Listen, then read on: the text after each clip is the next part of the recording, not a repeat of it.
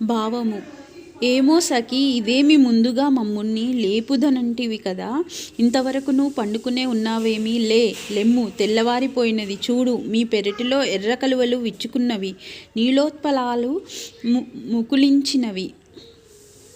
కాశాంబరులైన మునులు, యోగులు, తెల్లని పల్లవరస కలిగిన వారందరూ దేవాలయములలో భగవదారాధన నిమిత్తమై కోవెల తలుపులు తీయటానికి కుంచె కొలను తాళపు చెవులు తీసుకొని వెళ్ళుచున్నారు. ఇవన్నీ ప్రాతకాలమగు సూచనలే కదా. నీవు చేసిన వాగ్దానమును మరిచితివా? నీకేమీ, నీవు పూర్ణురాలవు కదా. సరే, ఇకనైనా లేచిరమ్ము. వాగ్దానమును మరిచి సిగ్గులేని దానా, లేవమ్మా అనగా నన్నెలా నిందింతురు?